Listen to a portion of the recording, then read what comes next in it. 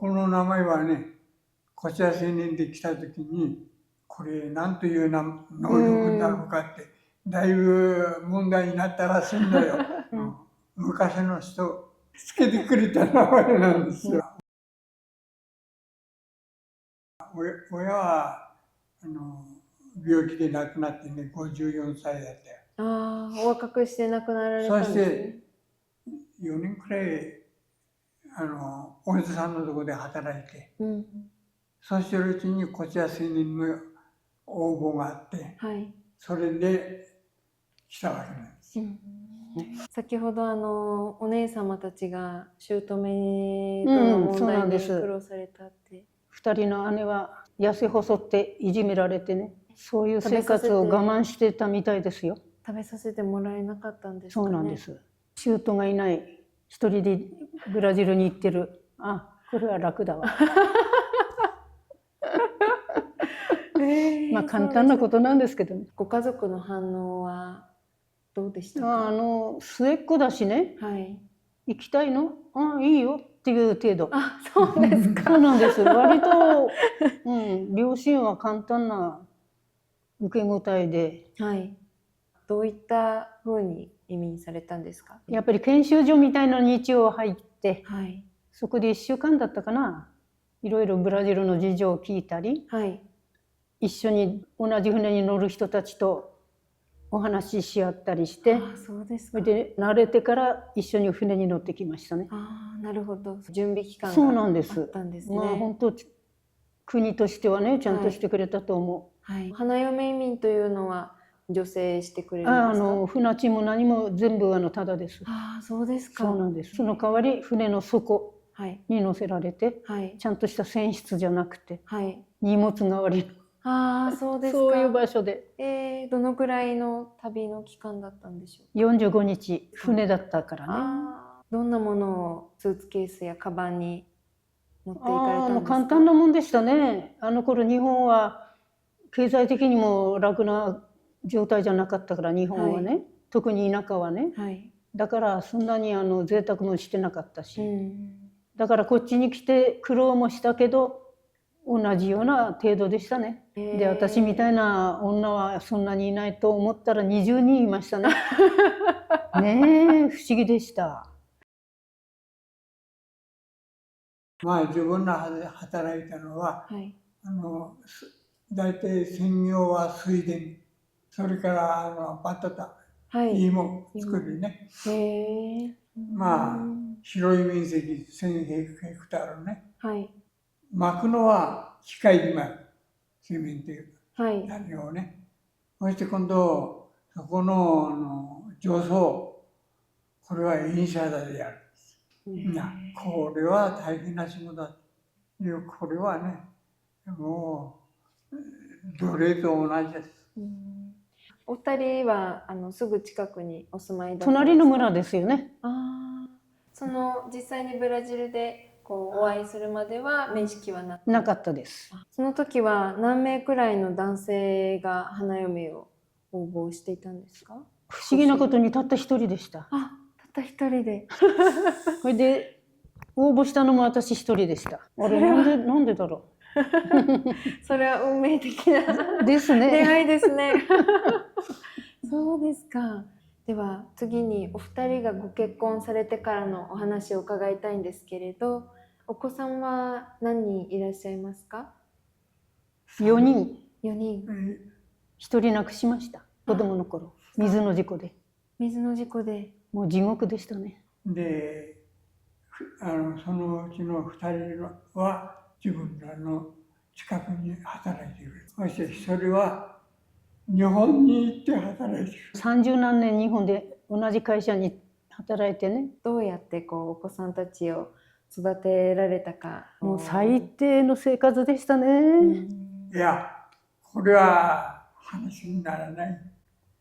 子供の学費も払ったり土地代を払ったりで地獄でした。どういった農業をされていたんですか？結婚してすぐは野菜作りだったかね、スザノっていうとこでね、4年いたかな。それからピラルドスルに移ってきて、それからずっとここにおります。フエラっていうんだよね。自分は7年間やりましたよ。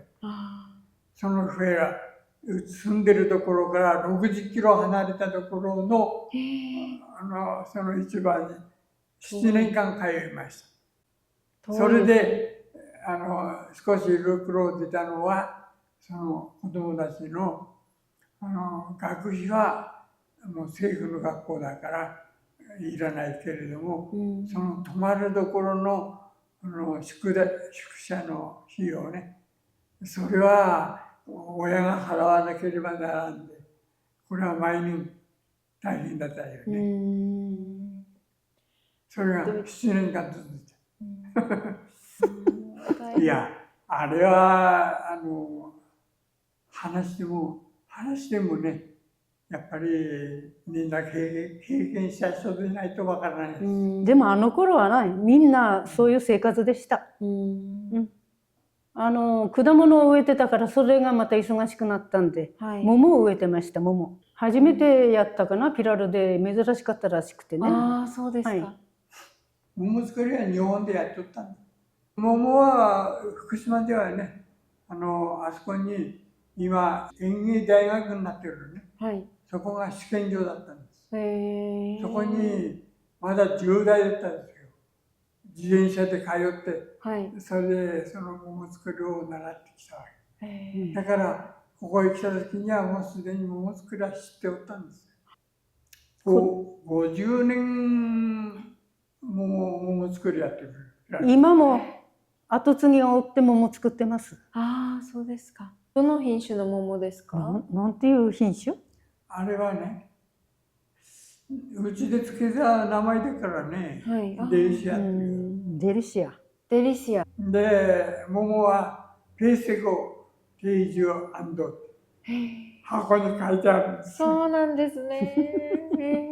まあやっぱりね、専門にそういうふうに作ってるのは一つあればね、まあなんとか生きていけるんですよ。そうですね。でもそれもね、子供たちが大学に行く前はまあ地元で学校に通えた場所だったから子供たちがよく働きました。で今も子供たちに言ったら自分だけじゃないよって、友達がみんな働いてたよって。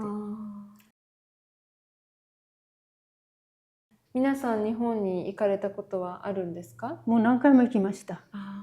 まあこっちが子供たち大学も卒業して、3人とも卒業して楽になってから遊び半分に日本に行ってですね、お小遣い稼ぎのつもりで働いてきました、私は。そうですか。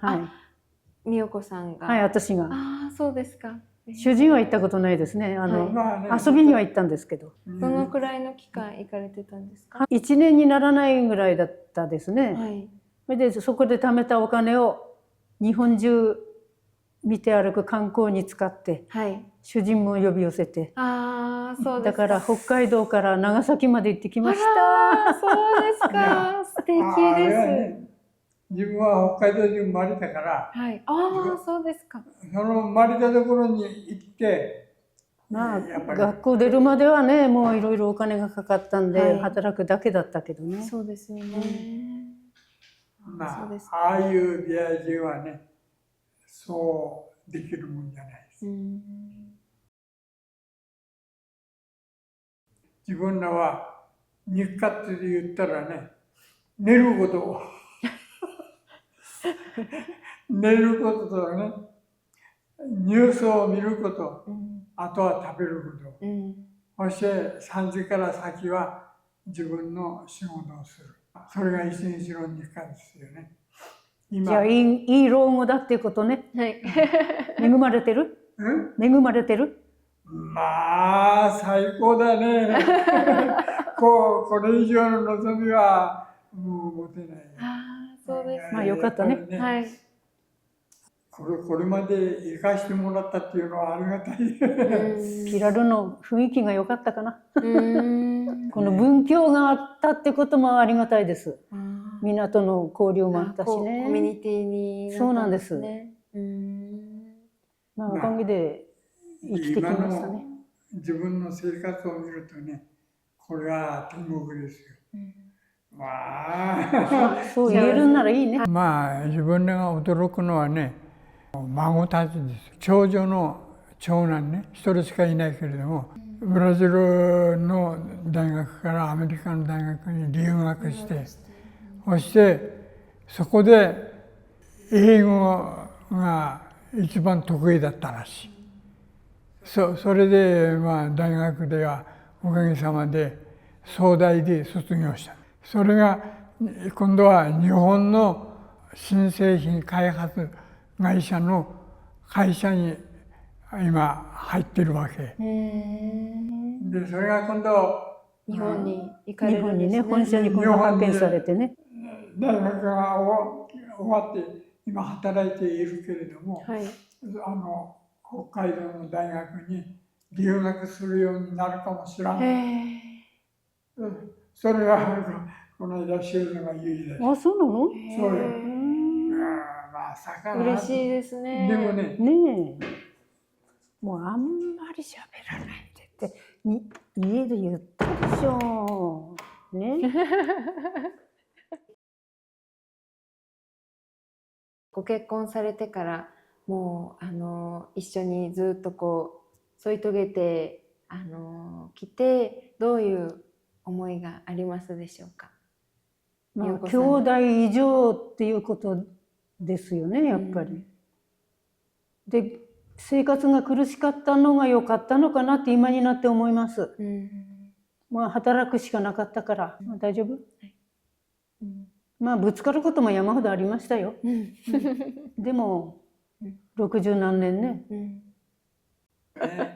定住さん、美代子さんに対する思いをここで伝えてください。エラの場合はね、本当は日本で婿さんに行くところだった。ブラジルに来る前に？私の向こうに決まってたの？そうよ。誰かがびっくりしてるでしょ。誰かが世話したの？もう3日くらいね、続けてうちに来たよ。仲人さん？婿さんになれて。で、それはうちのパパイとエラのおじさんかな。菅野マクロ。私は全然聞いてません。それは水面下で。それが知り合いだったんだよ。それでそれのうちのパパイのところで働いてた人がもうブラジルになんか行かんで向こうに行けって言って3日くらいしたよ。だがいや、せっかくブラジルに行くようになったんだから俺はブラジルに行くよってブラジルに来るようにしたんだよ。そしたら私がまた追いかけてきたってこと？そうしたら何だろう。